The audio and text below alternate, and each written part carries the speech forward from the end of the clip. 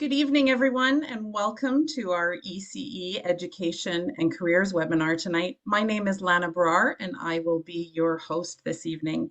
We are so very excited to welcome you into our living rooms. Tonight, we're really going to explore early childhood education and the need for early childhood educators in BC. You are going to hear from some industry experts, and I'm very pleased to have some experts with me on the panel tonight. We have joining us 3 instructors who currently work for Sprott Shaw College and 3 of our recent graduates who are working in the field after completing one of the variety of ECE programs that we offer. Tonight is really an opportunity for you to get to know Sprott Shaw College, the programs that we offer, why there is such a need and demand for educated early childhood educators in the field, and also to gain an awareness of what it will mean should you choose to enter this program. We're really excited to have you join us, and we want it to be as interactive as possible. Think of just being in a living room with us, learning and engaging and getting to ask all of those burning questions that you have about early childhood education. So I welcome you to chat with us as we go through the session tonight. I'll be monitoring the chat, and feel free to pose your questions there. We will ask them or look to answer them as we go through the session. And then we will have a Q&A at the end of the evening as well, just so that if you have any questions left over, we can make sure that we touch on those. So who's ready to learn about early childhood education? Let me introduce the panelists to you tonight. As I go around the panel, each of them will let you know a little bit about their background, what brought them to early childhood education, and how long they've been teaching or in the field of ECE. Tonight we'll start off with our instructors. We have Candace Brown joining us. Hello, Candace. Hello, hello. How are you? I'm well, thank you. How are you? Great. So how about you share a little bit of your background? Sure. I graduated from a 2-year ECE program in 1987. And I worked in the field until last year when I started at Sprott Shaw. Wow. So 32 years I worked in the field. Yeah. That's incredible. It's been my joy and pleasure. And if I hadn't been getting old and crotchety, then I'd still be having fun with the children. Well, now you get to give back to future early childhood educators. So it's nice to be able to bring it full circle. Absolutely. I love teaching as well. Yeah. Great. Well, welcome and thank you for joining us tonight. Thank you. Next up, we have Carla Hees. She's joining us from our Kelowna campus.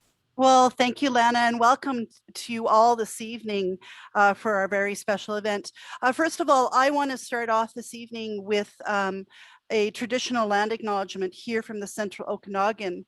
So myself, Indy Dial, and Teresa Martin are actually zooming in from the traditional and unceded ancestral territory of the Silks and Okanagan people. So we want to raise our hands and honor ancestors who came before us, who are with us now, and who are going to be coming in the future.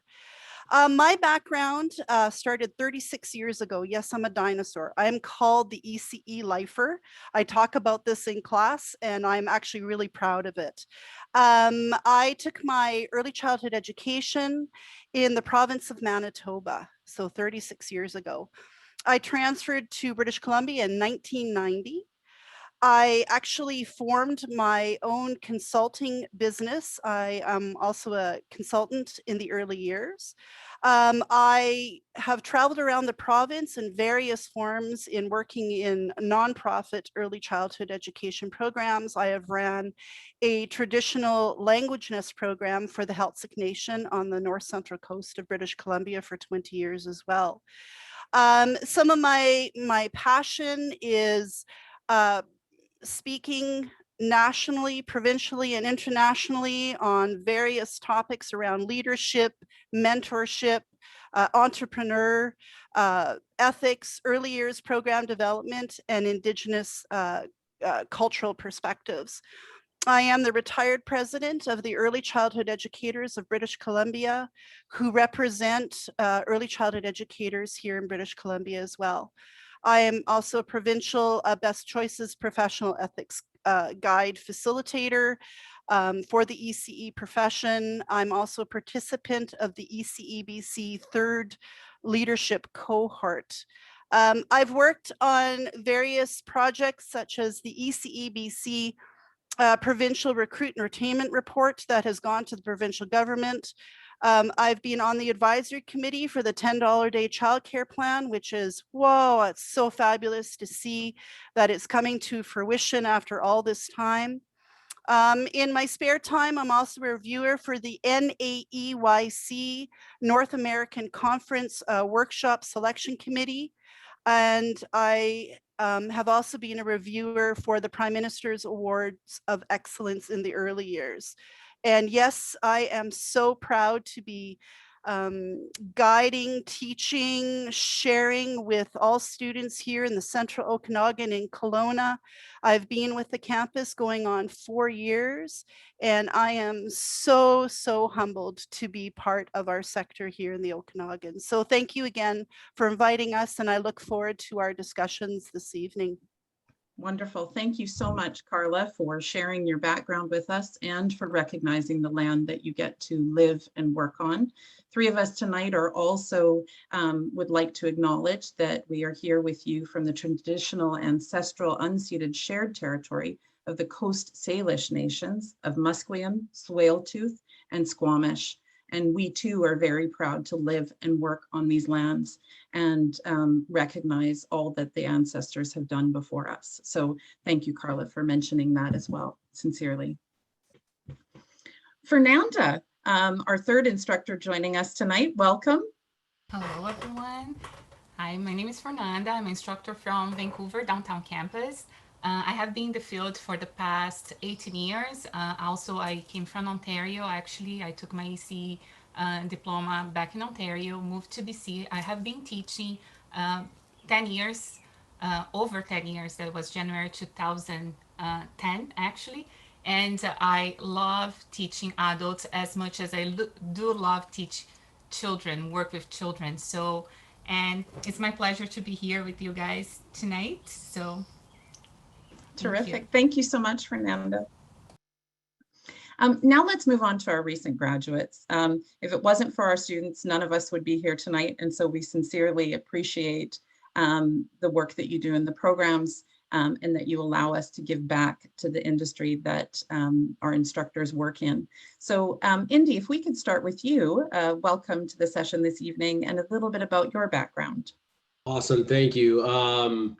I'm kind of that the real life daddy daycare story, if you've ever seen the movie, where I spent 15 years working in corporate at Shaw, and I always coached and gave back to the community. I went to Rutland here in Kelowna and always went back and coached, and I coached like kids, the parents that I worked with, like their children, and like helping out in the community. And so then I just got the right opportunity to jump out and do something that I really cared about, and working with children. And I have my daughter, who's 3.5 now, was just born, and my son now, who's a year, and joined the program. You know, it's I get to raise my kids and really enjoy it. But so I did the year with Carla there, which was absolutely amazing. It was I couldn't do what I do without what I learned from Carla there. It's amazing, and I tell the parents about it all the time. I'm like, oh, my teacher, you gotta meet her. She was amazing. So. But yeah, a year in school, and then I went and managed for a year at a larger center here in Kelowna. And the year after that, COVID hit, and we opened a multi-age program, and which I teach and kind of work in. And we're working towards opening a second location now. So it's there's obviously the challenges that come with that I'm excited to talk about and hear from others as well. But it's exciting. I get to watch my children grow up every day, and you have these young ones that I had one little girl that year, I had her at 2.5 years, and now she just turned 4. And it's so amazing just to watch how they change and grow. And yeah, so it's pretty exciting. So sorry, that's my story. And thank you again for having me. Never apologize for sharing your story. And thank you very much for being here tonight. I am very pro daddy daycare, but we'll get into that a little later on as we chat about ECE. Lukey, thank you for joining us tonight. Hi, thank you. So my name is Luqi Gong. I'm from China. I'm an international student, and I graduated from UBC, major in human geography and minor in early child education. And I also complete my ECE at Sprott Shaw College in 2018. And compared with all the instructors here, I think I'm quite new. I just working in this field for like around almost 4 years. I used to attend Fernanda's class. Yeah, so I was like, hi, Fernanda. Yeah, and currently I'm working at UBC Daycare. Yeah. Good for you. Well, welcome, and thank you as well for joining us. Teresa. Oh, looks like you're muted. Sorry about that. Oh, no worries. The world of online. I'm Teresa Martin. I've been working with kids my whole life, but I have 2 children of my own. My son was born with autism, and I think that really drove me into this industry, the difference that we can make between birth and 6, especially with the help that we can provide and the skills that we can give them to help down the road in their life. And so that drew me to Sprott Shaw and into Carla's program, and she just helped bring out everything that was inside of me. And so I graduated almost 4 years ago and have since then opened a 70 children childcare space in West Kelowna. And I really have a passion for working with those kids with those exceptionalities and giving them a safe educational experience. Wonderful. Thank you for that. So welcome again, everyone. My name's Lana Barar, and I'm a campus director with Sprott Shaw College. I'm the director for the Vancouver Downtown and Vancouver Seymour locations. And I've been with the college now going into my 14th year, and I'm very excited to be here. Sprott Shaw College has been an institution since 1903. So we have a long-standing history of being in the communities that we live in and work in and serve. And since the start of the college, we have always looked for ways to give back to the communities that we're in and also serve those communities with the programs that we offer to make sure that they directly feed the need, the employment need that's out there, and the need to best serve those communities. The programming that we're talking about tonight, Early Childhood Education, it does that. It directly serves the need of those communities. And you'll learn about a variety of programs that we offer so that if you have a certain interest, I'm sure that we have a program that you may gravitate toward. The other thing that I wanted to point out is that Sprott Shaw College has 16 campuses across the province, and early childhood education is one of the core programs at 14 of those locations. And so we're very proud to be able to have that many program offerings and also to be able to support the demand that is out there right now in those communities for early childhood educators. So how about we kick things off and we start talking about the variety of programs that are offered at Sprott Shaw College. Carla, how about you talk about the program that you teach in, and then we can bridge off from there into some of the specialties. You bet. Thank you again, Lana, for having me this evening. So hello again to you all. I know you're zooming in from different places or calling in. That's wonderful to have you. Yes, I actually teach the basic program here in Kelowna. And you know, I was thinking today, I did some brainstorming for myself, and I thought, why would I want to take the basic program through Sprott Shaw College? And so I kind of did some brainstorming, and I came up with kind of my top 10 list. And maybe I'll share that with you because I love my top 10 list. I do it all the time. So one is smaller classes. Yes. Right? We can have those intimate discussions. You don't become a number or a statistic. You actually are a person. And we really relate to each other. And I say to my students that I learn as much from my students as they do from me. So it's a bi-directional experience as well. We have innovative courses. One of the two most innovative courses that have just started right now for our program, our basic program, is nature and outdoor play course. Yes. And it is so well received. It is an industry, I believe, from having experience in the sector, it is an industry leader course. We are cutting edge in that. And the second one I'm so proud of as well is self-care, values, and advocacy work. Very true. Students are engaged and taking care of themselves. And we in the sector need to be mindful and remember how important self-care is. You know, Carla, you bring up a really great point. I think that this last year and a half has taught us, I mean, regardless of the sector that we're in, but especially for our early childhood educators, who are frontline workers and who were directly impacted by the pandemic, the need for self-care. And so I, as well, am very proud that we now have a course that focuses on that in the program and that really teaches students about self-care. And so that's a great point that you brought up.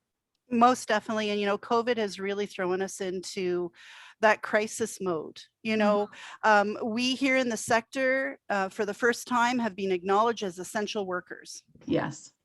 Right. Yeah. And we know research has shown us that our economy here in British Columbia and nationally cannot recover without early childhood educators. We Yes. are foundational for families. Yes. Yeah. Right.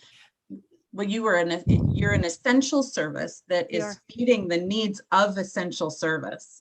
And exactly. It's really important for us to recognize that. And I do feel that the government is really starting to recognize that and put a focus on early childhood education and how to support early childhood education. Maybe one of the students can share what you've seen recently being in the field related to COVID and self-care and the importance of that.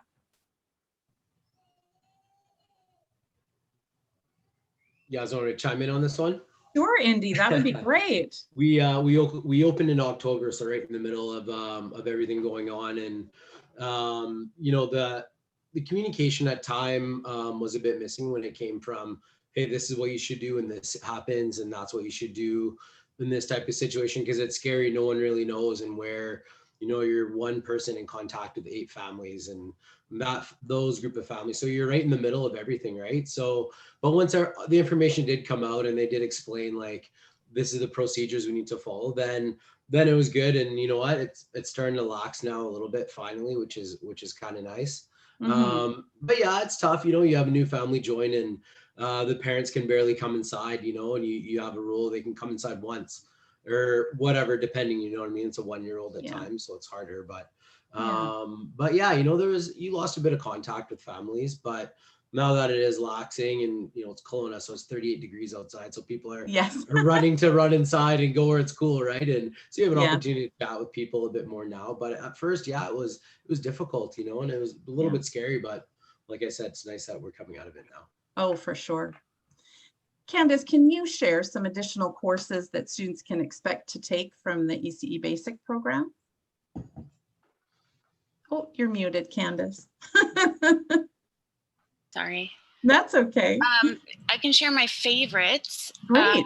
My number one favorite is language and literature, because I get to share all the ways that the students can bring language to the children. And there's so many great ways, through stories, through making up stories, through felt stories, through circle time and songs. And it's just fun. And then you get to see the reward when you hear that little child singing that song in their head or out loud to themselves. And you know that you shared that song with them and now they know it and they can say those words. So it's really great. And then also creative arts. I love being creative, and there's so many different ways to be creative. And my students love that course and they really enjoy it. Actually, my students made this tree for me Beautiful. They painted the tree, and then each little heart has an appreciation quote on it. I from love that. my students. Like, they become my family. They're like my friends. Like, I have students now, and I know that I'm going to be in touch with them throughout their careers. And hey, is there anything I can do? Keep in touch. And Yes. do you need some ideas for this or ideas for that? And so they're going to be with me for a long time, because I've been teaching adults for about 8 years, and I have no intentions of retiring. So that's great. It's funny. When I took the course back in '87, my dad said, "Candace, that's planned poverty. You're going to be broke your whole life." And I said to him, "But I'm never going to work a day of my life because I love what I do." But it's so exciting that now, as Carla mentioned, the government is really starting to understand that those first 5 years are the most important years, and we need to honor them. It's so true. Yes. I'm a mother myself, and I've had 2 children that have gone through daycare, and I really saw the benefit of having my children in daycare with early childhood educators, qualified, dedicated early childhood educators who had the experience to support my children. And really, that's what tonight is about. It is about introducing you to this opportunity to give back to the community that you live in and serve, and care for the very most vulnerable, and really prepare them for what is ahead as they grow older and move through to school and furthering their education. And the ECE basic program, and students and or graduates and the instructors with us tonight can add to this, but the program really prepares you for that practical experience. So all the way through the ECE basic program, students are creating materials that they're going to use and put into practice. Can you maybe speak about that a little bit, and what students can expect to create in the classroom and then use in practice? Feel free to speak up. Yeah. Anyone who would like to add. Yeah. Yeah. The students, I teach them how to do circle games, how to create circle games. So I show them I have probably 500 circle games that I've created over the years. So I love to share that with them and give them ideas and spark their minds of what they can do. So any book or song can be created into a circle game or circle activity, or just an activity to play with the kids. And it's just so joyful to share that passion that I have for language and creative arts, and they go together. So yeah. Well, and the passion helps with you presenting it to the students too. That's true. I think maybe, sorry, Lana. No, maybe I'll just chime in here and add to what Candace has been saying. Is we really instill in the students to be child-centered, to be child-focused in all that we do, because of the profound impact that we are making on those children and those families. Yeah. So you leave the basic program with employability skills, right? And it extends to all of the courses that you will take in your ECE program. Yeah. Right? We have our curriculum, and then we have our theory. We have, like I said, our indoor and outdoor planning. So it really does encompass a well-rounded approach to those employability skills that owners, operators are looking for, as well as those individuals who are wanting to branch out and open their own centers as well. That's a good point too. I mean, the majority of our students are hired directly from their practicum, and we would not be able to say that, or our students would not be given that opportunity if the program did not prepare them for that employment.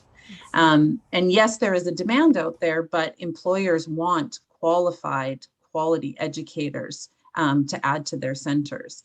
And they're seeing that as a direct result of the program and what is covered in that program. And therefore, they're being hired most of the time, even before they complete their final practicum. So yeah, I go in practicum supervision observations. So I go into the practicum sites, and I have employers thanking me. Thank you for sending me this staff, because she is amazing, and they're hired before they even finish their practicum, for sure. Yeah. I'm not always taking practicum students because sometimes it can be a lot of work. But when Carla phones me and says, "Do you want a practicum student?" Because I know they're prepared for the industry. I know that they are coming in prepared and ready to go. And And Teresa, you've gone, a full 360. You came into the program as a student, you graduated and are working in the field, and now you get to work with future practicum students. I mean, how exciting is that for you? Yeah, it's really exciting. Can you talk a little bit about how the program prepared you for employment? I think it's great for us to hear directly from a graduate. Yeah, so I think for me, I always had the passion for early years. That was from day one. I walked in and I had that passion. But in Carla's class, I was able to take that passion and work it into so many different areas and really figure out my philosophy. I think that is one of the most important things that I came out of school with, was a really, really strong foundation of my beliefs and what I really wanted to do with my career. And then the preparation that I had from Carla's class, when I went on to practicum, I was ready to just, first day there, I'm like, I can run circle time. I can do this. Given that acknowledgement in class and that voice to, yes, try it, do it. And that's what I bring, I think, with the kids and my education now, is that support for children so that they can grow up and have that same feeling of confidence, right? That's great. It's nice having a program that prepares you for employment and builds your confidence at the same time, so that you are, as you say, ready to hit that ground as soon as you start your practicum. That's wonderful. Thank you for sharing that. And Fernanda. I'm sorry. So I was going to turn to you anyway, so this is perfect. I do teach basic and post-basic, and what I find is with the basic, yes, we do cover many things on, art, science, math, socials, and the students, they go on the field and they are ready. They have resources, they know how to implement, and they're really full of resources. The one that's behind you, Lana, it is one of my students that art that has done over one of our courses, and she was discovered actually through the course that she likes to do felt, and she was doing actually felt for different centers, and she was great in implementing story time, and she was working with story time actually in centers. And you see a variety of even people that come to the course and they work as a ECs, but they go as a director, as a different roads as well in EC, and this is great. And whenever I do visit, I do also do practical visits, Candice, and it's beautiful when you walk in and you see one students that they are a director of a center, or that they open a center. And I do have students that they become instructors, and I do feel like my babies. I see Luki, and and I do feel they are, they were like a baby, but you know what, they're so eager to learn and do themselves that they just become a butterfly, and I love that. And that's what we have in our program. We really have you guys coming in and working, and we are there to support you, but it's up to you, like to just fly like Teresa, Luki, and Indy, and many of us, like that you see it over here in our students. Yes, yeah. Fernanda, I was going to touch on the specialties that are available to students. We've talked about ECE Basic and how it really sets students up for then looking at, expanding their education even further and specializing. And there's a few different opportunities for students to specialize in. You can specialize in infant and toddler. You can specialize in children with exceptionalities. And most recently, Sprott Shaw College has just added Montessori into one of our program offerings. And we've just recently received our MACD accreditation. So it gives students a variety. Yes, I know, very exciting. So it gives students a variety of opportunity to take the basic program, even to go out there and work in the field for a bit and find their true passion, Teresa, as you said, and maybe even come back later and take a specialty and branch off and to continue their education. And maybe if some of you can talk about those specialties a little bit and what students can expect if they choose to go down the road of pursuing infant and toddler or children with exceptionalities in the post-basic programs.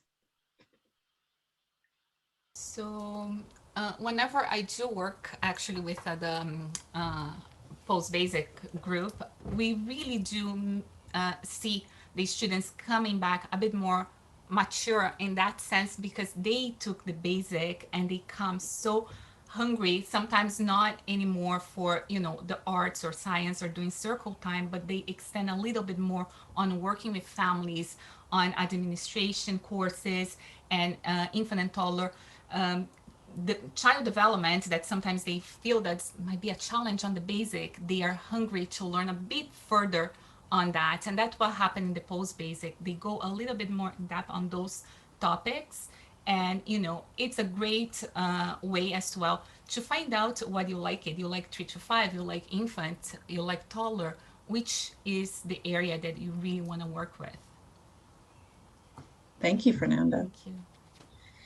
Teresa, you talked about how, you know, children with exceptionalities and special needs was an area that you felt there was some importance for you.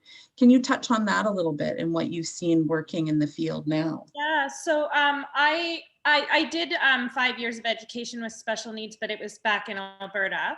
But what that brings to my field and my classroom and being a director and being able to guide my staff, just it creates such a warm atmosphere for the children, because children with exceptionalities tend to, and it's very sad, be shoved out sometimes, and really all they need is that deeper connection. Yeah. Right. And that's what is another thing that you're going to get from that education is how do we dive deeper? How do we connect with these children? Because once you have a strong connection with a child, then they feel connected to you and they will work as hard and try their, you know, like I always say to my staff, I say, if you are having a hard time with a child, spend time with them. Connect with them on every level you possibly can. And that's something that you will learn if you decide to extend your education into special needs, is about that connection and how to have those connections and support those children in the way they needed to be supported, which is not always the way that other children need to be supported. And it's really important that we understand that there are differences there. Not all children are the same. They all don't need to fit into that same box. Yes, yeah.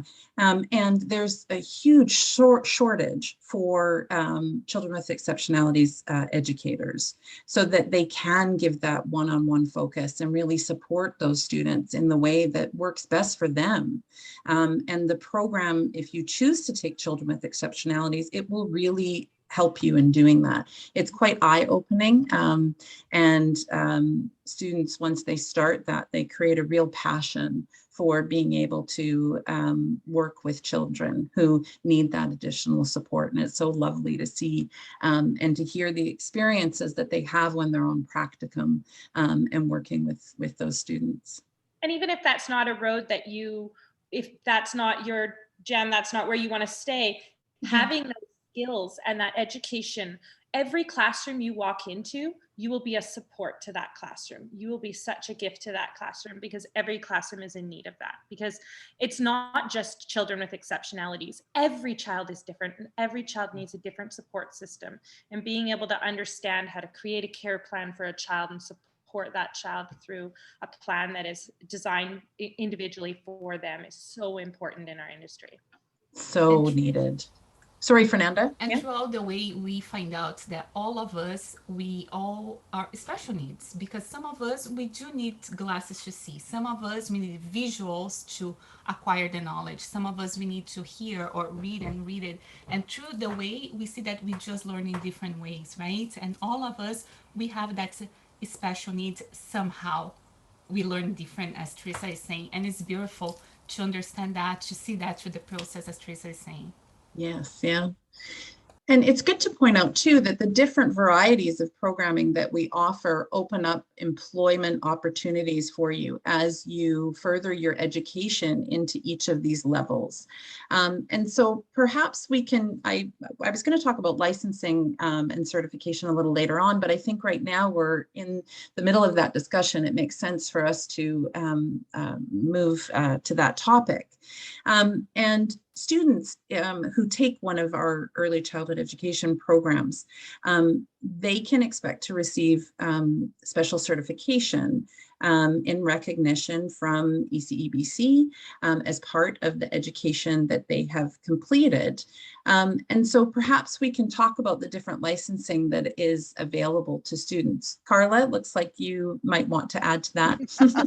For sure, for sure. So we get actually here in the province of British Columbia, we get our certification through the ECE registry, through right now the Ministry of MCFD, Ministry of Child and Family Development. However, we are going to be moving into the Ministry of Education, which I'm so excited about. So most definitely, we are certified here. When you are finished your basic, you will receive your 1-year certificate to practice. After which time you've completed 500 hours, you will apply for your 5-year certificate to practice through the ECE registry. It is renewable every 5 years. In fact, mine's renewable in 8 weeks. Oh, Unbelievable. I was like, oh no. Within that 5 years, you have had to complete 400 hours of work experience, as well as completed 40 hours of professional development. I totaled up my hours the other day and I'm sitting at 2,500 hours of professional development in 5 years. incredible. Well done. I can't get enough of it. No. and that shows the need for it as well. Exactly. Yes. You need to keep aware of industry trends is now. Yeah. So I will speak to that. Fernanda, do you know, I know about all the other certificates as well, but I don't want to hog up the whole time here talking. So I'll talk about the 1 year and the 5 year, but I'm going to turn the floor over to someone else. Beautiful. Fernanda, do you want to talk about the specialties? So after you guys completed the basic certificate, so you come to take your specialty. So if you guys decided to take only infant and toddler, you guys can do that. If you decide to do only special needs, also you can do it. But if you decide to do both, it's great. So it's the complete one. So we can do that as well. And what happened is that we apply for the certificates and you have completed all of them, right? So one thing that happens is that you have to have at least 1 year certificate, right, Carla?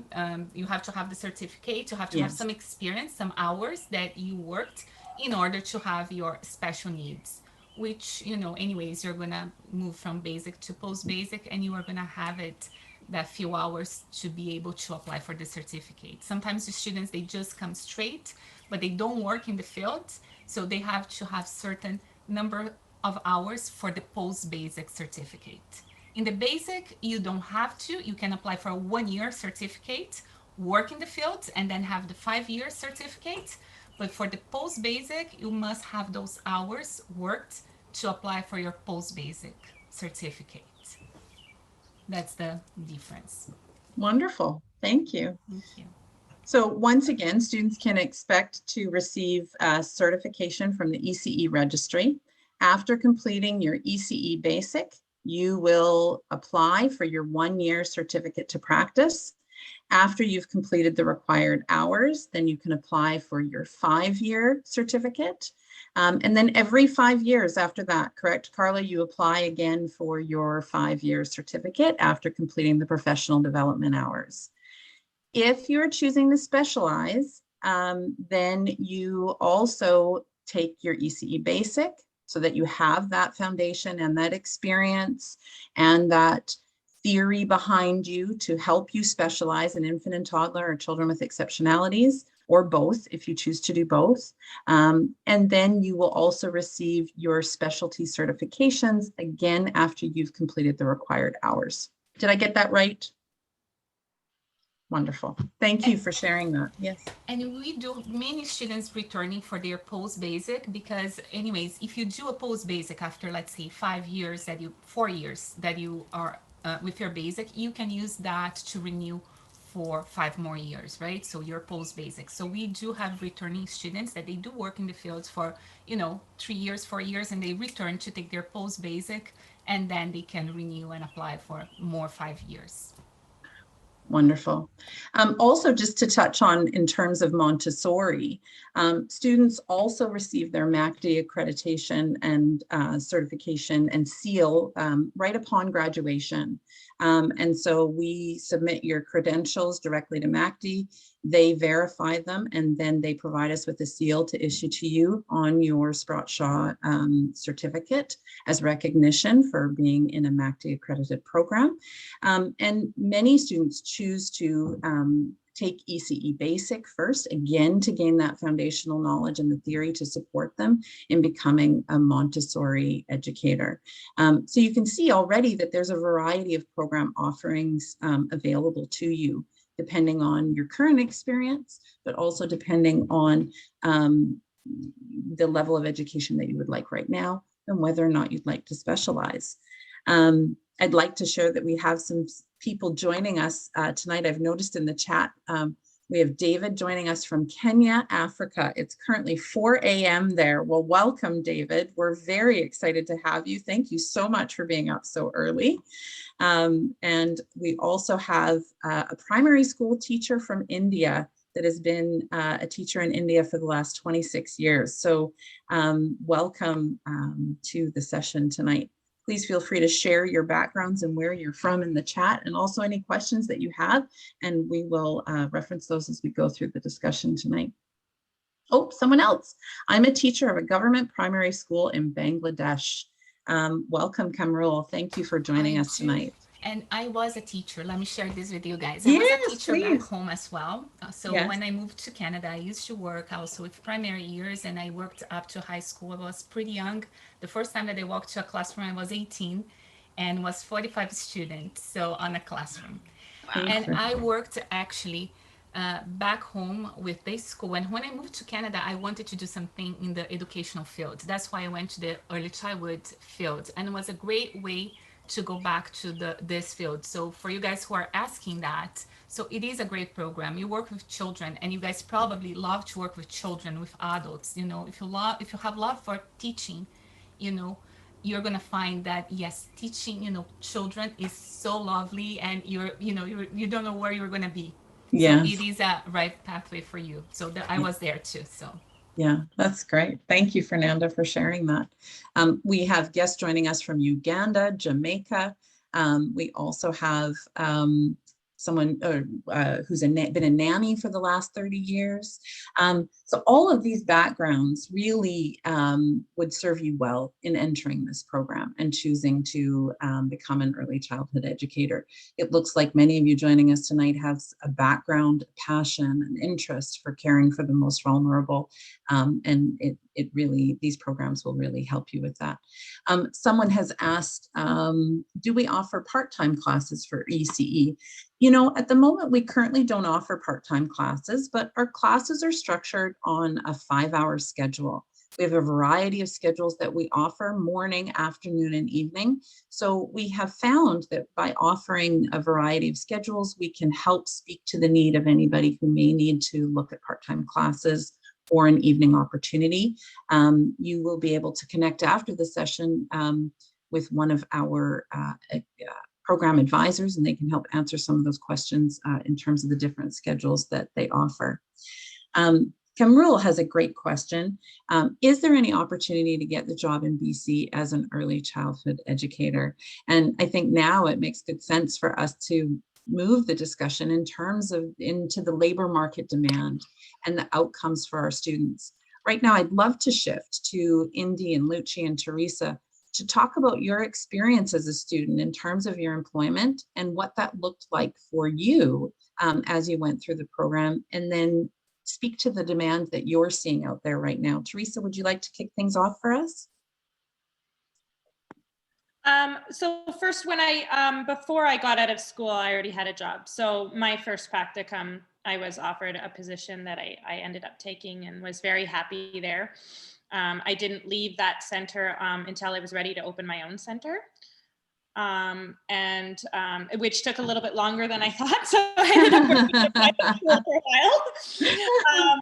But now being an owner and director and having 9 staff members and always looking for more, you know, the demand is so high, especially if you can get your post-basic, your IT, your special needs, anything like that is not only going to increase the amount of people looking to hire you, but also your wage. It goes up quite drastically if you have your IT or special needs, just because there's a lack of, right? And so it's really important that more people are educating themselves.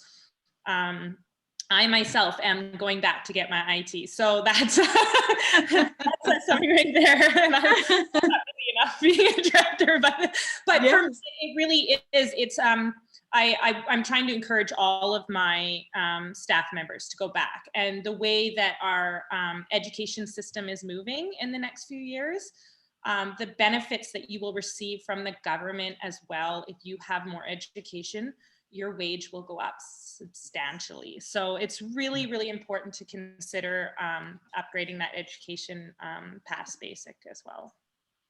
Thank you, Teresa. Lucci, how about you share your experience with us following program completion? So based on my experience, I did volunteer when I'm studying CE. So I kind of get a little bit ahead of what's happening in the daycare and have lots of questions to ask in the class. So I feel at class, I not only gain some basic knowledge from the book, but also it's very interesting and fun. Like I make some instruments, like I was still using them right now with children, like it's a rain stick. So I feel its hands-on experience are very important. And I got high. I'm kind of like Candice say, like you might get hired during your practicum. So I'm the example, I'm the lucky one, got hired during my practicum. So I got 3 offers, honestly, during my practicum because we did 3 practicums during my ECE program. And I feel like people asking at the board, it's like, is it too old to join ECE or anything? I feel it's never too old to join ECE. You have the passion, you want to work with children. You don't be shy, just ask lots of questions and you can share with them because children can feel your passion when you work with them, the love, the care, you guide them. So I feel it's quite important if you join this field. Yeah. Thank you, Lucci, and congratulations on getting to choose between 3 offers. That's pretty special. Indy, how about your experience following program completion and entering employment? It's been pretty good. You know, I'm a little bit of the 1%, as there's not very many men out in the field. So, you know, I was going to bring that up, but I thought I'd wait till you did. No. So I did 3 practicums and I got an offer at all 3, and it was amazing, you know. But the parents would come in and say hi to me, and they'd go, "Hey, how's it going?" And they wouldn't have any children in the program. And I would go, "Hi, nice to meet you," right? And they'd all leave, and you know, who's this guy out there, right? You know, working out there. And honestly, it's been, from the year of experience working there and working with the parents, and it's been pretty awesome. Like I can't complain at all. There's been just opportunity after opportunity. Leaving, my previous life experience was in leadership roles. So I got to start as a manager with a group of 24 children and 2 other educators that I went to school with at Sprott Shaw. So it was like the dream job. Honestly, we were pretty much from the same class. We just graduated a little bit after each other, and it was so fun. And honestly, it was probably the funnest time I've had since I've been doing this, because you got to just work with 3 friends and just have fun. You know, you're on the same page, you learn the same thing. So it was, it's been a pretty amazing experience. Great. Well, congratulations to you too on getting to have your pick. And, you know, there is a real need for male educators for all children.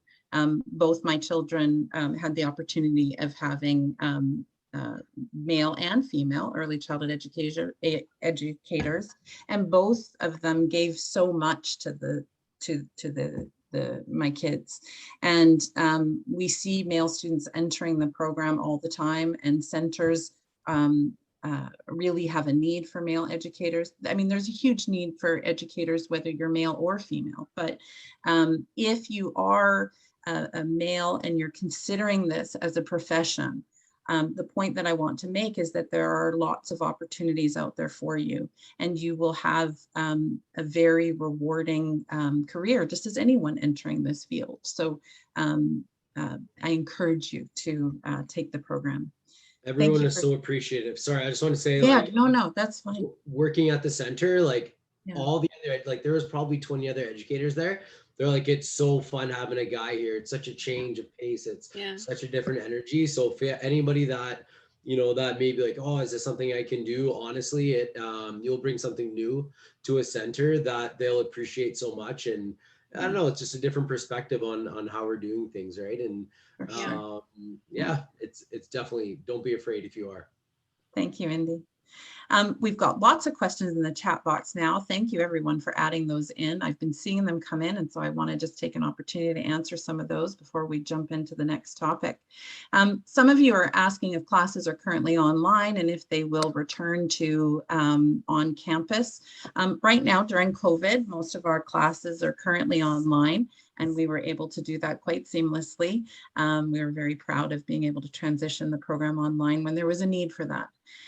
But we also recognize that this program has a large need for face-to-face education, and that everything that you've heard so far tonight from our instructors and our students about the hands-on experiences that they've received in the program and the hands-on activities that you need to create and be able to apply in the classroom so that you can then apply them in the field are really necessary to ensure your employability in the field.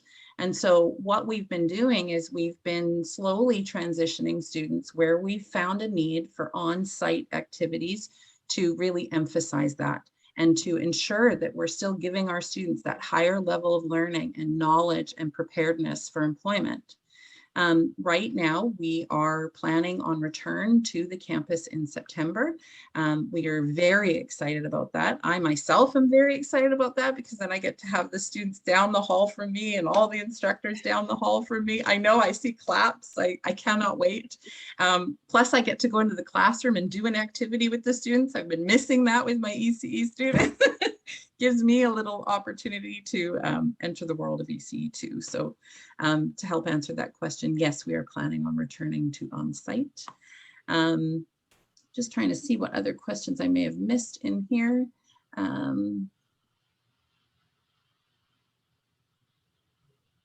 Lots of people are talking about coming to Canada for employment. We've talked about the employment demands that are out there. And you've heard from our current graduates, one of them being an international student and two of them being local students, that they've had wonderful employment opportunities presented to them. Whether you're an international student or a domestic student, you will have employment opportunities available to you. Many of our international students have the ability to stay and continue to work in Canada and support the field of early childhood education. Yes, as Kanda pointed out in the chat, wages are very good now. They're 25 to 29 per hour on average. Right now is a good time for us to talk a little bit about how the government has really shifted their focus to supporting early childhood education and some of the changes that they've put in place in the last couple of years. There's the $10 a day daycare program and plan that pilot that they're working through. And then there's also the wage subsidy. So last April, or this April, actually, the government announced that they were going to increase the wage subsidy by another $2, which would increase the overall base wage by a total of $4 for early childhood educators. So again, that's really contributing to bringing that wages up to that excellent range that Carla has pointed out in the 25 to 29 per hour range. And then there's also the need to help support the community by offering the $10 a day daycare. Carla, Candace, I mean, Indy, any of the panelists, would you like to add any comments on how the government is supporting the field of early childhood educators? Most definitely. It's historic here in the province of British Columbia. We have never seen this type of funding to our sector before.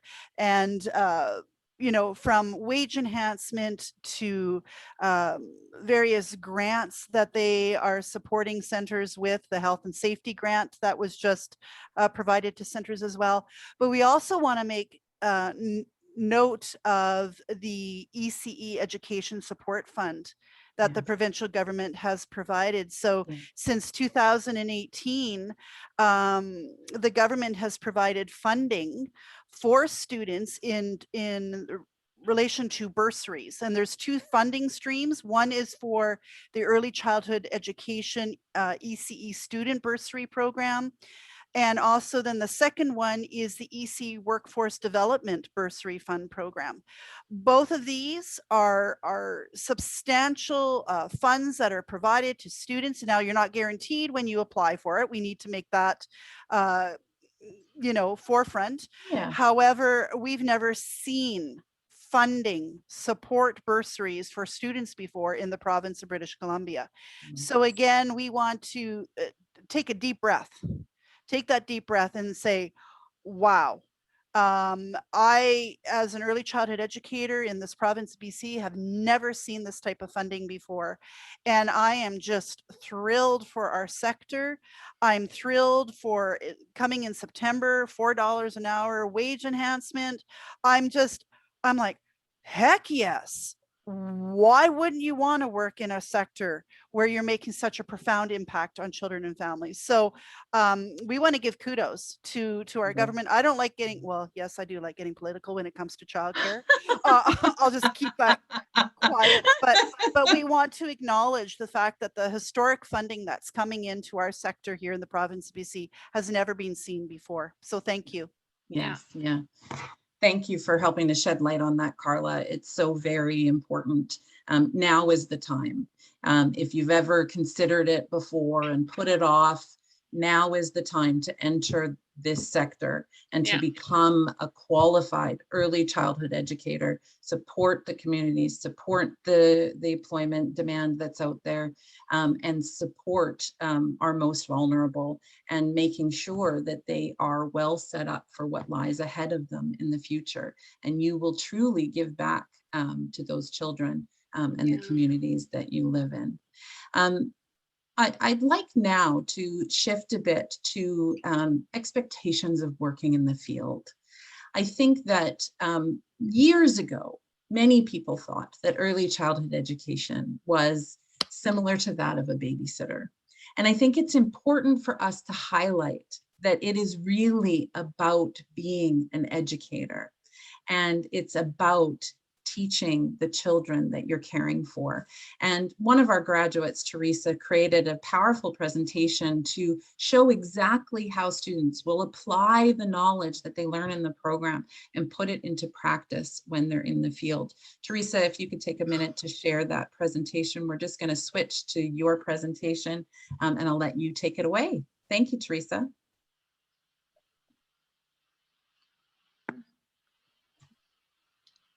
So this is my center, Adventure Time Early Learning Center. I've not incorporated any pictures of children just to for privacy factors.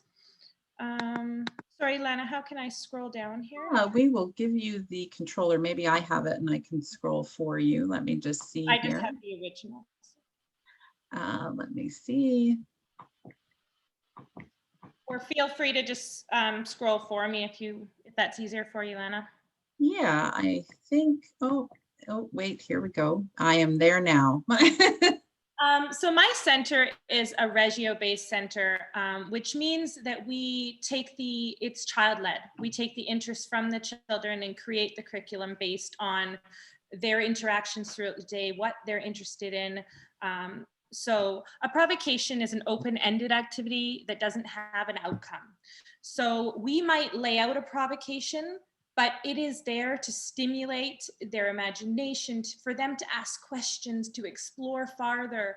And then we take those ideas, we do group work, we as educators work together to create the curriculum for the next day based on those interests. So if a child has a question and they want to explore it farther, then we look at what kind of provocations and experiences we can set up for the children to self-discover those questions instead of us standing up as a teacher and exploring it for them. So this is a provocation that was set up. The children we had just laid out little teapots and different materials the previous day, and they were exploring making Oriental soups and using chopsticks. And then they started to ask about where these items came from. And so we started to really explore different holidays and cultures. And it was really great because it didn't just stop here. We ended up going into a whole world discovery about cultures from around the world. And it was really neat to explore different foods and holidays and cultures with them. So this is an outdoor provocation experience. So this is where it is open-ended. Yes, you might have a thought, like you heard children talking about pirates or adventure the day before, and you might lay out, but they might go, oh, these are my treasures and I use them to make a soup for my mom. Or, you never know where this provocation is going to lead. So every day at our center, we have 6 different outdoor learning areas, and each teacher is involved in listening from the day before, taking those questions and laying them out in a provocation-based learning experience like this. One of the things that we really value in our center is not only connections with people, but connections with the world, connections with nature. We bring the outside in. Everything that the children are given to use are mostly loose parts, products from nature that have an open-ended way of thinking. We also love to have animals in our center. So we hatched chicks a little while ago, which it brings not only engagement and play, but it brings empathy. Children learn how to nurture and have compassion and how to take care of something. Right now we are hatching or have caterpillars that are going to turn into butterflies, and we have a guinea pig in our preschool classroom. And it's a really important part of them understanding the world and how to care for their planet and animals properly. Oh, this was just a way where you take the small world play and bring it into different levels, right? So this was set up for them to understand, about the heat lamp and how the process of how the farmer collects the eggs, and just a kind of fun way for them to roll the eggs down the ramp. And I love it. This is while they're watching the chicks doing these same things. And again, small world play, leading imagination open to their own voices as they're playing with their friends and coming up with their stories. This is, we've been really diving into understanding, I'm sure everybody right now is diving in a little bit at their center, but this has always been something important to me, especially Carla. This is something Carla really, really helped me dive into in my classroom, is the importance of that this land was not ours. And we need to respect that and teach the children about respecting that. It is a little bit hard right now because we can't bring elders and things like that into the center. So I have reached out in certain areas to make sure that I'm culturally doing things in the right way. So right now we have been taking the government actually has a lot of stories and resources that you can use that are already appropriate. So will you see with this book here and the provocation of play, but in the background, an actual story with the actual language is being played, so that it becomes a whole experience for the child to envelop. So beautiful. So this is another way we look at provocations in a dramatic play area. Here, this was along when we were looking at, you know, the cultural, this was their little Chinese restaurant, and it's just a way that they can use the materials in a different way and engage in real life experiences with their friends.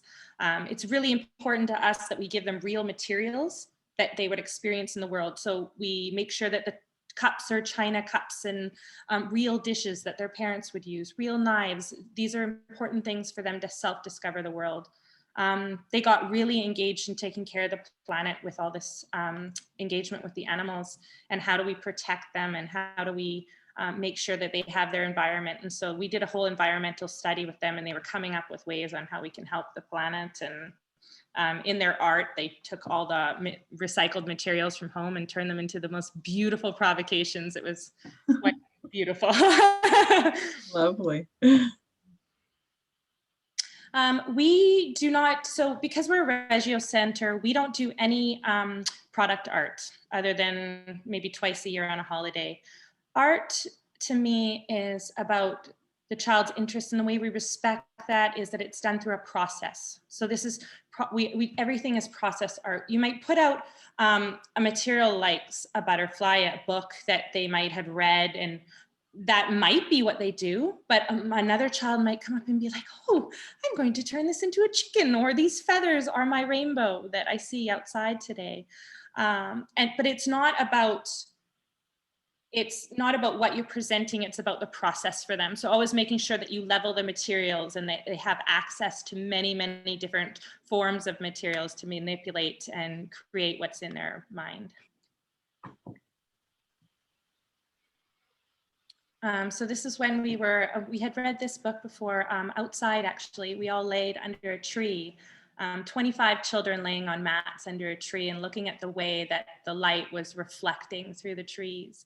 And this is the way we brought that inside, just giving the children loose parts. So if you see in the small containers, you're just giving them materials that can be used in any way that they could imagine. But what did they see? What did they feel? What did they experience when we had that experience as a class together? And some of the engagements are just amazing. And right now, actually, we've started napping outside because it's so beautiful, and we have all these beautiful tarps in our yard that are see-through, and so you can just watch the leaves blow as you have your rest time, and it's just been amazing.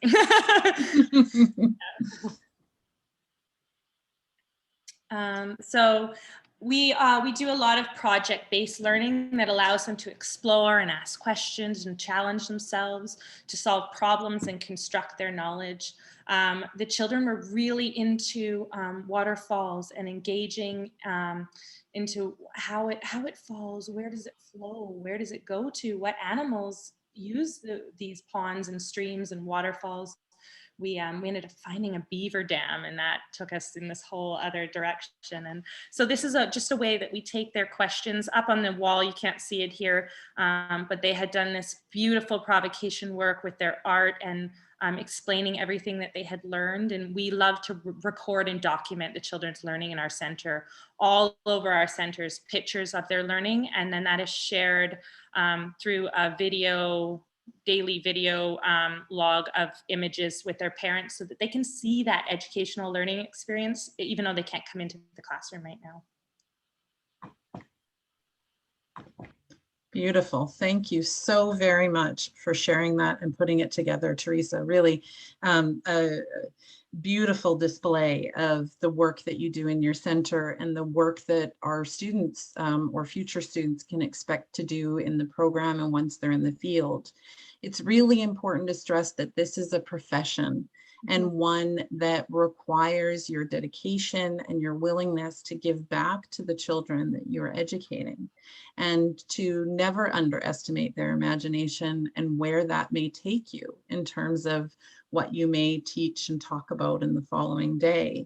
And it's important, I find, that, or I appreciate the presentation because it really highlights the amount of work that an educator puts into the curriculum that you develop, to teach your students. So thank you so very much for presenting that to us. To our graduates, before we move into our official Q&A, but to our graduates, is there any advice that you would like to impart on future students entering the program? Feel free to jump in. Make sure that when you're in the program, take the time to explore. Open your mind. I know that sometimes when we're in school, you're shy. You don't want to, that won't happen if you're in Carla's class. You'll be up jumping and dancing in the first 5 minutes. She doesn't let people be shy. No, really let yourself have fun. Experiment, explore. This is your chance to really figure out where you want to be in the industry. There's so many different philosophies and so many different kinds of programming. And this is a time to really dive into that and really just have fun. Thank you, Teresa. Lucci, what advice would you like to impart on future educators? First, I would say the prospective students, Sprott Shaw College is a good choice for you to study Ece or IT or Montessori. They have lots of programs for you to choose. And they have good teachers like Fernanda, Candice, Carlos. So I think they will be a good choice for you if you want to study Ece. And the classes are interesting, not just, I know some classes they will think lots of assignments and they are boring, but they are quite support you to get to know children better and get prepared for your practicum. So it's very useful, and it's not just about academic, like the knowledge you need to learn. It's more hands-on experience you need to be with children. So kind of it's like a big background kind of support you. And don't be shy, ask lots of questions, get feedbacks from your teacher, from your practicum sponsor teacher, and from your school, and make lots of friends with others, with children, with everyone. Yeah, just have a very good mood, be happy. Yeah. That's great advice. Thank you, Lucci. And Indy, any last parting words? Yeah, I just want to say that teachers are advocates for you.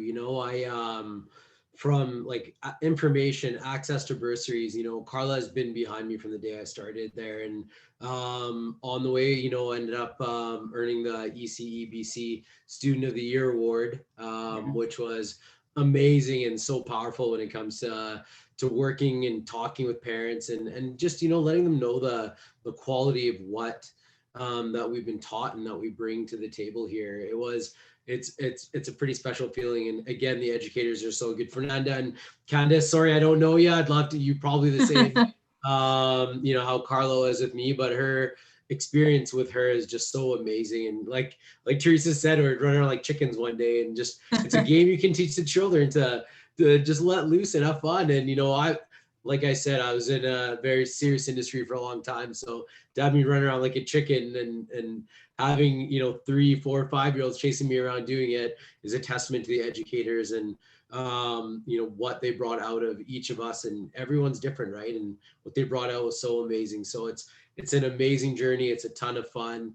And yeah, it's pretty awesome. Thank you, Indy. Any advice or final words from our instructors on the panel tonight? Wonderful. Oh, Carla. I love it. We as early childhood educators, we need to remember that, and all of you that are considering this sector, we need to remember that we are caring for one of society's most vulnerable population. And the responsibility on our shoulders as early childhood educators goes far beyond than just saying you are a babysitter. Yeah. Core to our being is care, Yeah. compassion, empathy, and a little bit of spiciness and craziness sometimes. You got to throw that in, right?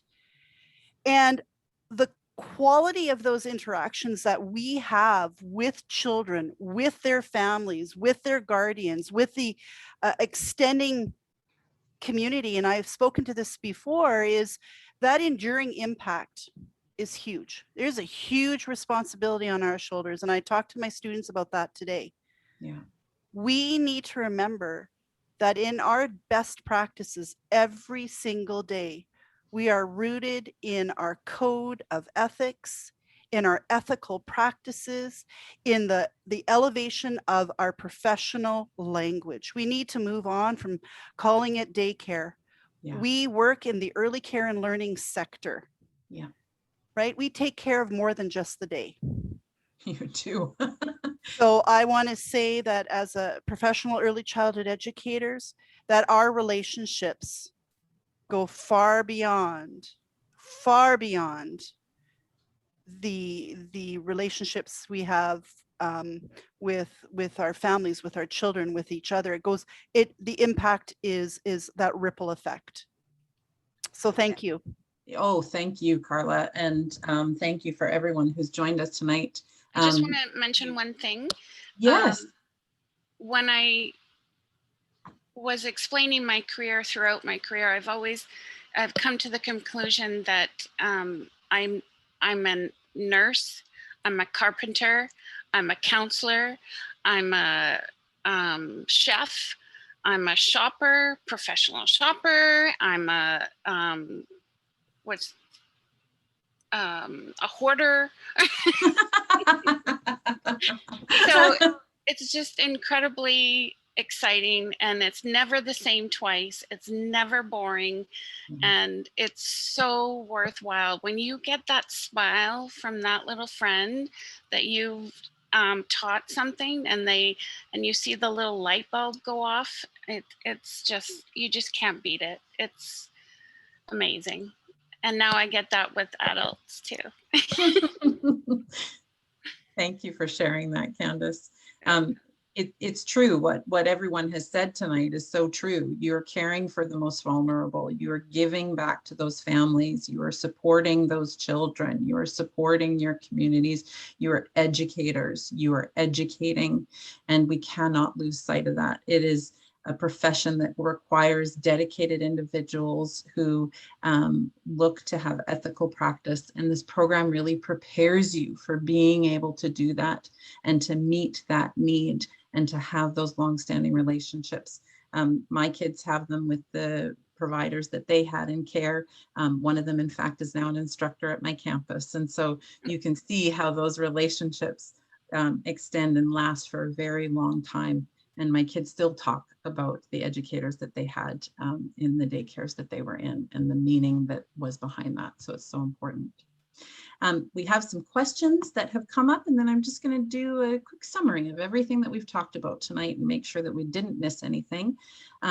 Some people are asking about being able to choose the schedule that will work for you.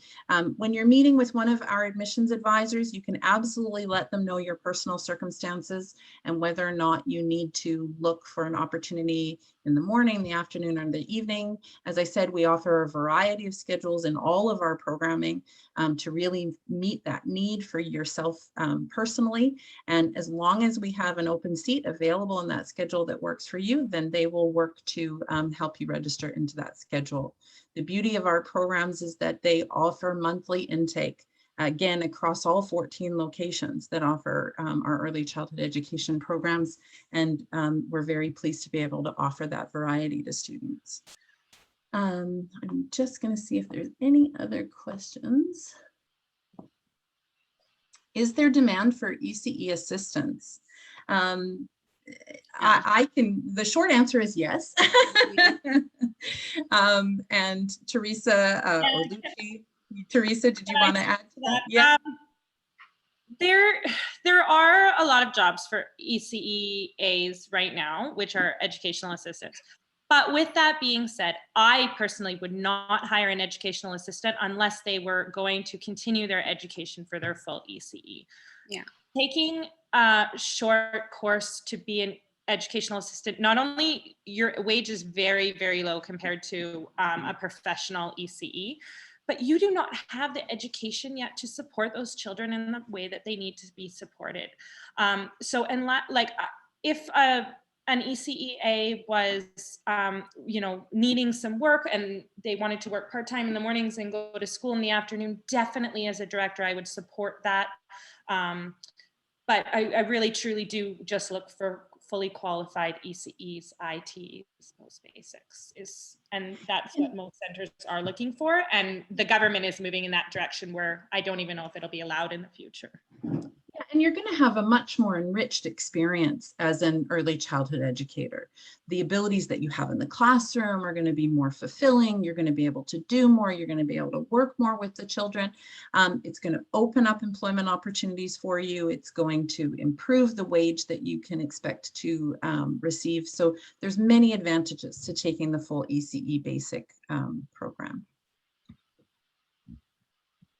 I just want to make sure I didn't miss any questions before I move to the final. Someone's asking about what our Sprott Shaw New Westminster campus is like. This brings up a really great point. Because we offer this program across a variety of our locations, each one is a little bit unique. And again, I think that that's the beauty of this, right? Each of our locations will focus on a different aspect or theory or philosophy that they want to bring into the classroom, the way they set up the classroom, but all of them are going to provide an enriched experience to you. Carla or Candace, I'm not sure if you want to share anything about your specific locations, or Fernanda. Surrey is the most busiest for we have the most students. No, I'm just kidding. Yeah. Which adds to the experience, I think. Yeah, but we have some amazing instructors at the Surrey campus, and it's super centrally located in the Fraser Valley. So if you don't want to go way out to Abbotsford or to Richmond or Vancouver, then Surrey is your location. But it's speak for Vancouver, people. Candace. Yeah. Yes, Fernanda. So actually, Vancouver is the biggest campus. We are all ECE. We have a big ECE campus just designated for the ECE. Actually, in Vancouver, we ran simultaneously program different classrooms at the same time. So really hands-on program. You walk in, you breathe in ECE. So a lot of life in there as well. So I miss the campus dearly. So yeah. And so, but all the campuses, they're very special. Whoever asked for New West, I have a dear friend, a teacher over there, Danielle, is like, you guys are going to be in a treat. So, all the campus, and you have Carla in Kelowna. So whenever I go to Kelowna, I will go to see Carla and Candace, and so you guys are going to be great with whoever you guys are. Yeah. It's so true. And each of our instructors brings a little something to the program that they teach. And that adds additional value to the program in and of itself. On the panel tonight, we had nearly 100 years of experience in early childhood education. And that's just across 6 individuals on the panel. So when you think of it in terms of the educators that we have that are supporting this program across 14 locations, that amount of experience is enormous. And it makes each of those programs unique in the campuses that they serve and the communities that they serve. And so I encourage you to visit the campus near you if you're interested in early childhood education and see for yourself what that program has to offer at that location and the setup of their classrooms. They are really, truly unique. The East Vancouver location does not currently offer ECE. However, our Vancouver downtown location, Vancouver Seymour location, they offer ECE, and they are just 2 SkyTrain stops away from the East Vancouver campus. So nice and close in terms of an opportunity for you to still take ECE in Vancouver. It looks like that might be all the questions that there are. Someone asked for the phone number. Like, who do they call to get in touch with an educational advisor? Yes, so that information will be provided after the presentation, but we may be able to add it in the chat box now. What I'll do is I'll head over to the summary of everything that we covered tonight, just to make sure that we didn't miss anything, and to remind you of some of the key points and benefits of taking one of the early childhood education programs with Sprott Shaw.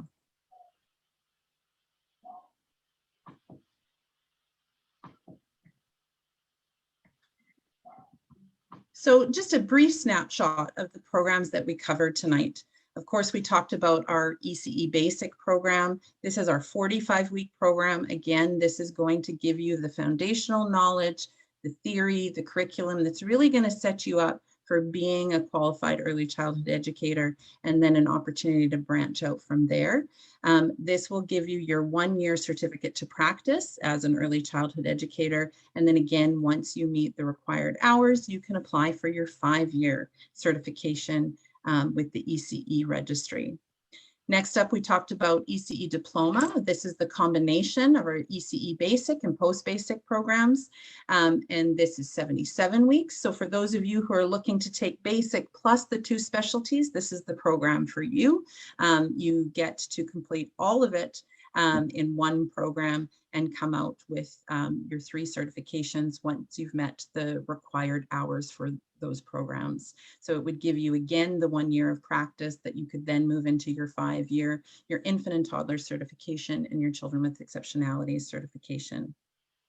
If you've already taken ECE Basic and you've been working in the field and you would like to specialize, you have the opportunity of moving into our ECE Post Basic program or one of the 2 specialties. If you take the 2 together, it's 32 weeks where you would receive both your infant and toddler certification and your children with exceptionalities certification once you've completed your hours.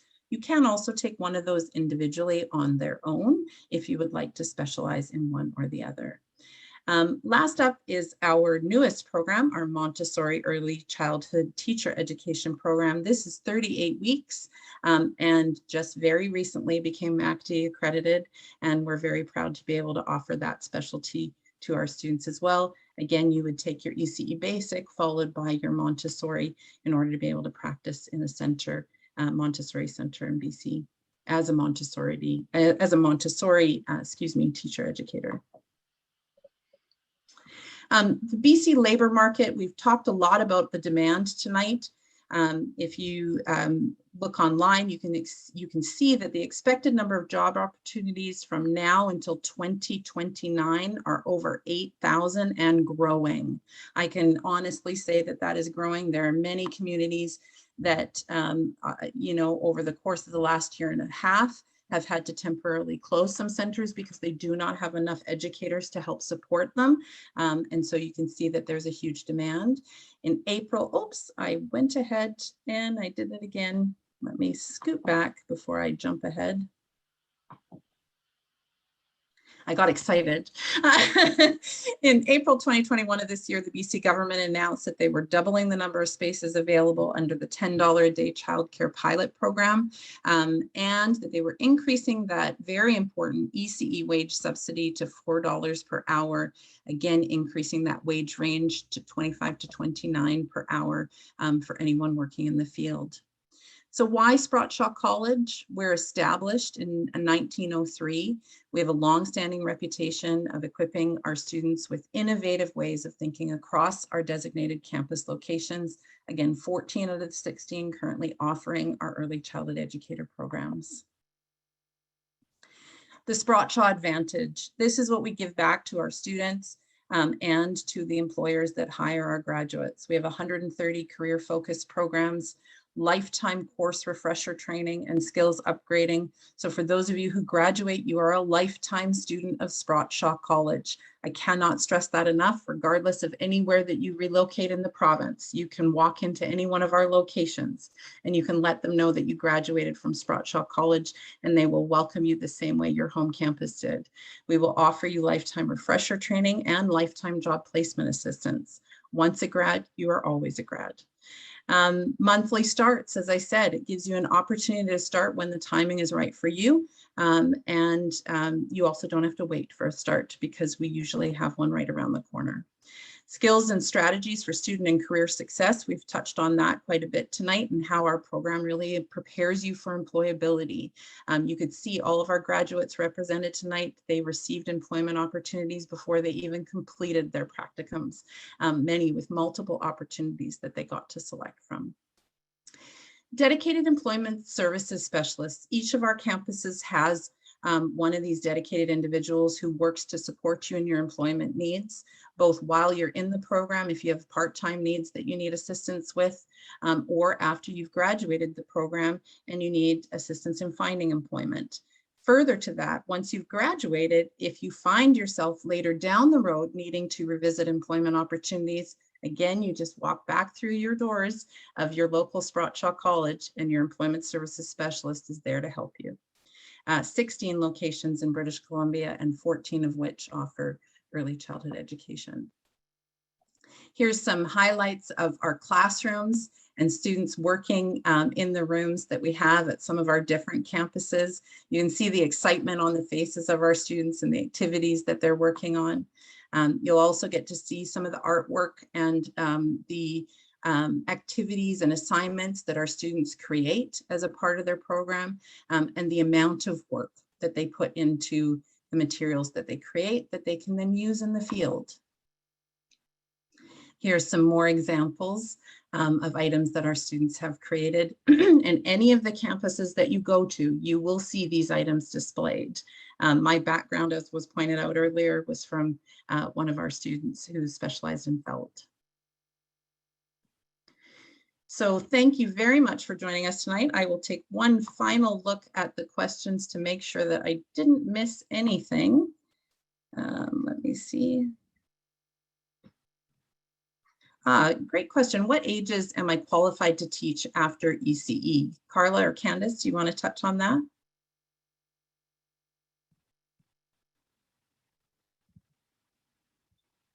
Sorry, if it's your basic, it's Yeah. 2.5 to 3 to 5. Sorry, 2.5 to 5. Yeah, 2.5 to 6. 5. Great. And Yeah. your infant and toddler would then allow you to care for children up to the age of 2.5. Is that right? Yes. Yeah. Perfect. Or actually 3. So you can see that there's a wide age range. Are actually allowed to teach before and after school care as well. Ah, that's true. Yes. I And should the have known basic that. ECE can also work in an IT classroom as long as there's an IT present. So you can be Yes, an that's assistant, true. basically. That's true too. Yeah. So a wide range of children that you get to care for depending on the specialization that you take. If you take your infant and toddler, if you take the ECE basic. So I know that many of you are asking about how to reach out to a student advisor. It was put into the chat. You can reach out at sprottshaw.com or you can call us at 1-855-622-3729. If you go on to sprottshaw.com, you can connect and live chat with one of our advisors and they would put you in touch with your local advisor. So there's many ways to get a hold of the team at Sprott Shaw.